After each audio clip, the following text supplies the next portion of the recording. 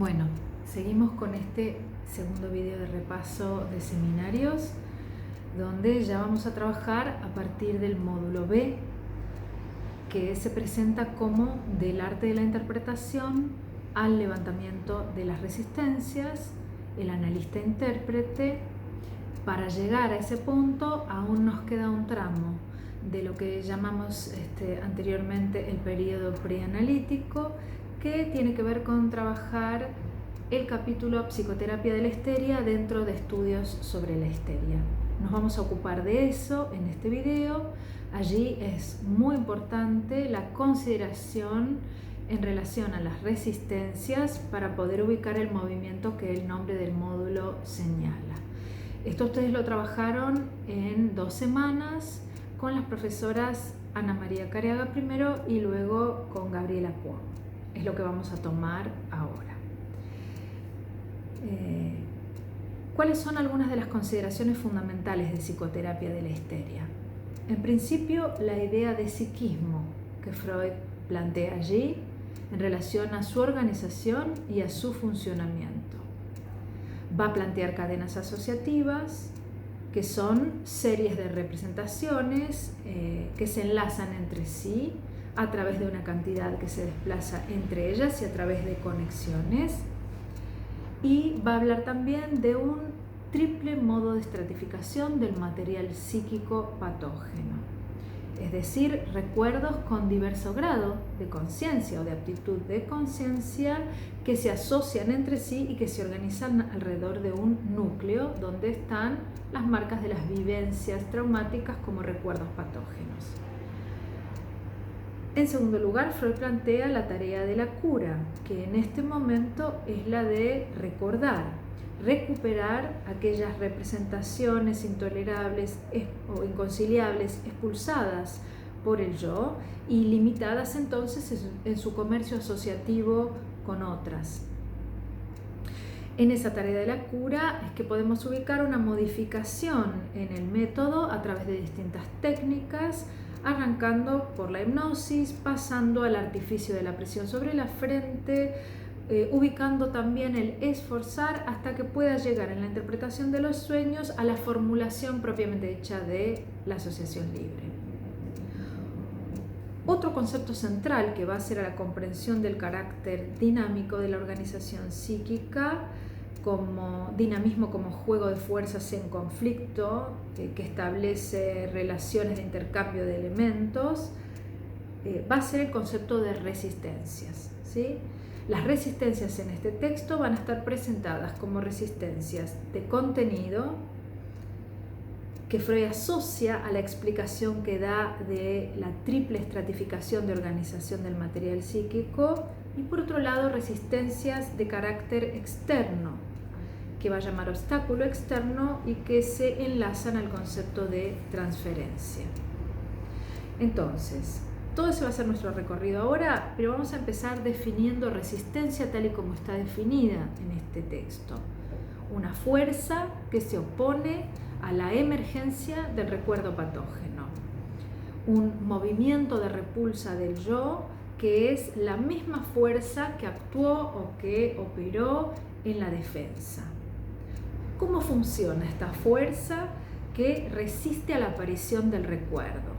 Freud va a decir que funciona como resistencia de asociación. La llama así porque en las cadenas de representaciones algo se resiste a que la asociación prosiga. Es como que se cortan eslabones, hay detenciones o enlaces faltantes. Entonces, la tarea del análisis va a ser vencer esas resistencias de asociación para poder ir avanzando por distintos elementos que Freud nos va a indicar son intermedios. Es decir, no se avanza de modo directo al núcleo, tenemos que la representación olvidada no emerge de modo directo, se avanza paulatinamente por elementos o representaciones intermedias.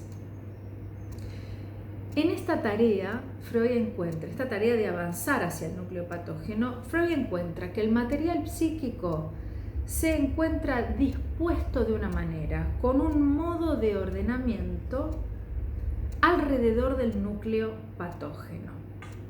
esos modos de ordenamiento van a tener distintos modos de enlace de las representaciones. Y además nos va a decir que hay múltiples núcleos, es decir, que no hay una idea o un recuerdo traumático o patológico, sino varios. ¿Cómo va a organizar cómo va a plantear que a él se le presenta la organización de este material psíquico?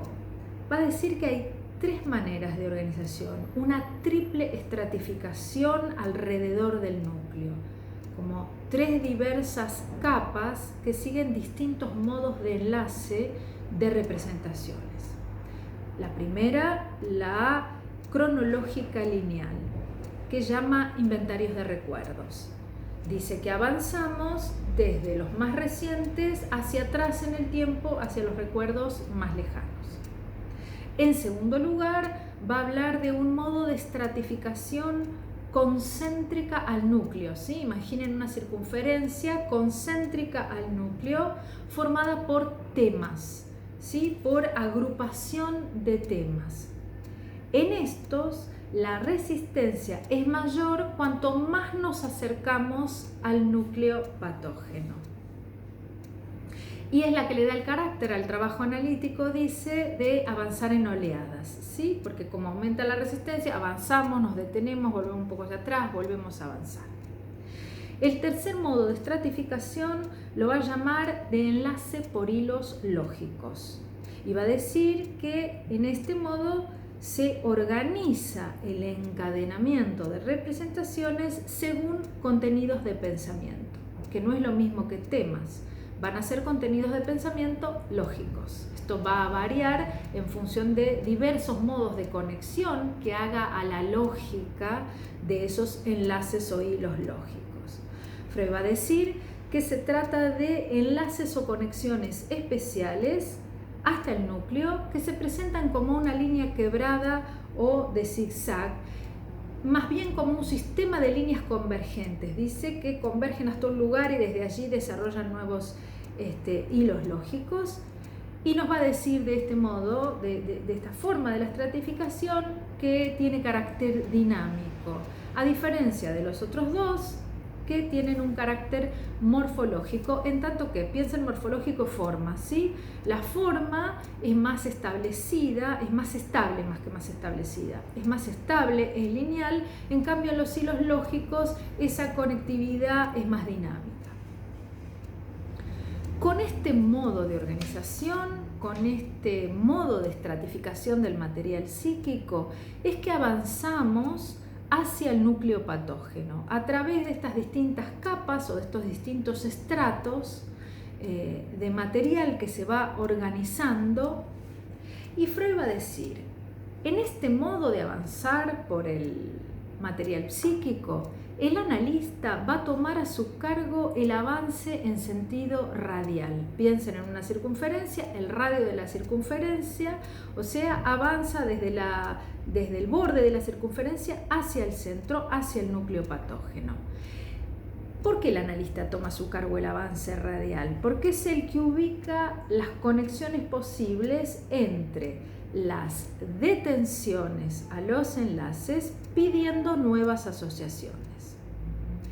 El paciente, en cambio, toma a su cargo lo que Freud llama el ensanchamiento periférico, es decir, produce asociaciones y recuerdos en relación a los puntos de detención.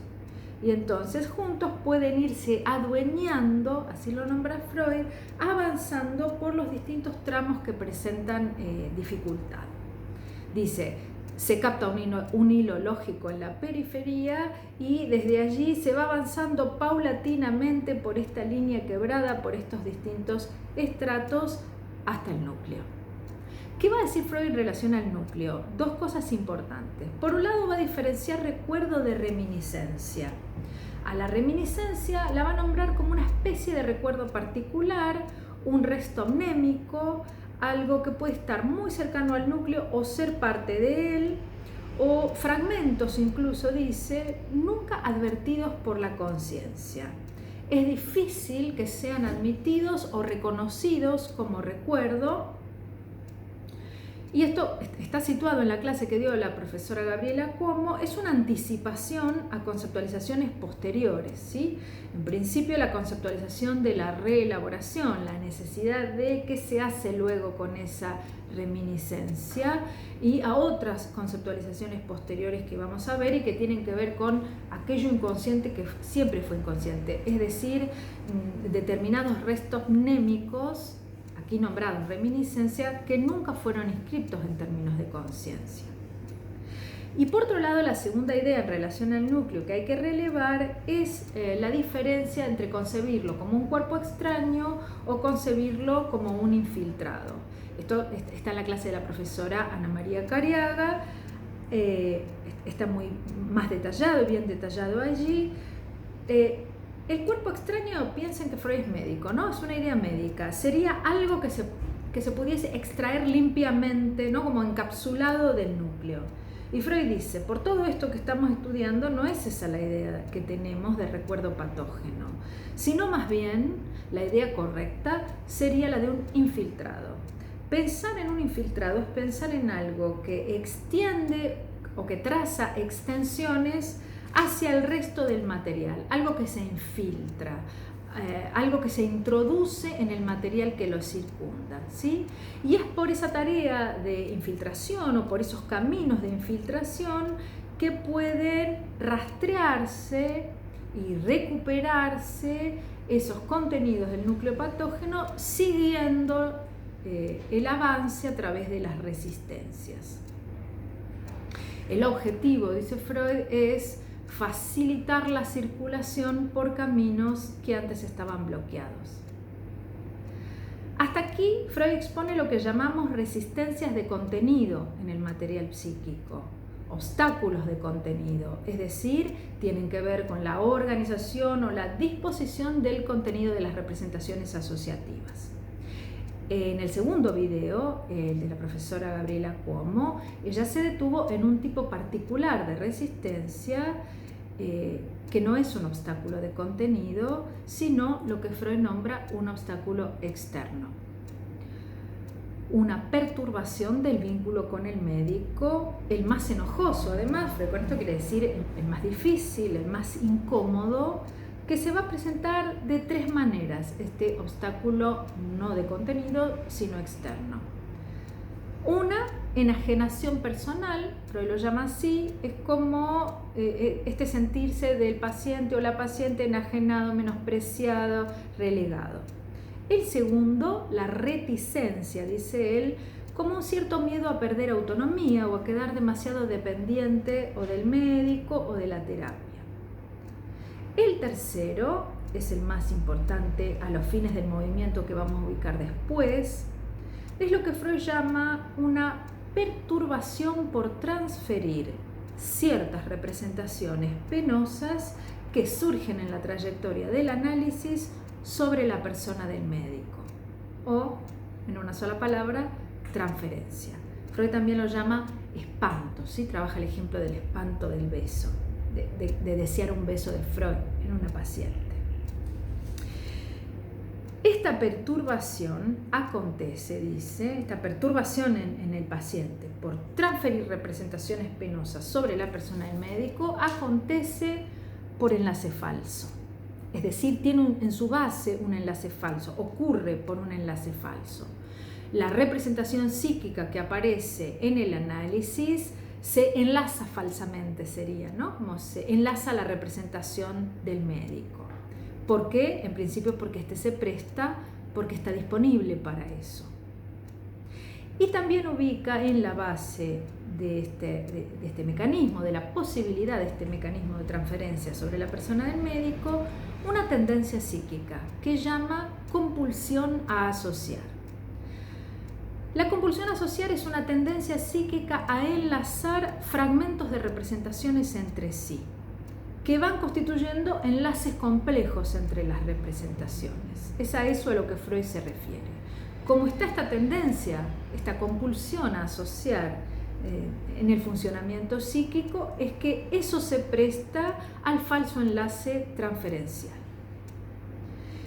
Estos fenómenos transferenciales van a construir o a constituir un nuevo síntoma que Freud va a llamar neoproducido, lo vamos a trabajar mejor después en relación al caso Dora, que se forma por falso enlace según el modelo antiguo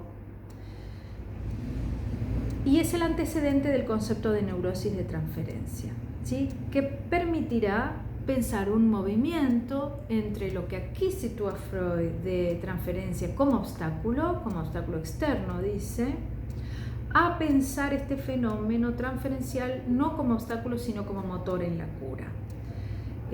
Algo que será motor porque permitirá poner de relieve los procesos psíquicos complejos que están en la base de la formación de síntomas. Por lo tanto, permitirán avanzar hacia la tarea de disolverlos, ¿sí? Bueno, hasta acá con esta clase nos queda un video más donde vamos a trabajar el último tramo, ya sí propiamente el analista intérprete con interpretación de los sueños y recuerdos encubridores, más las referencias fantasía, síntoma y transferencia ubicadas en el caso Dora.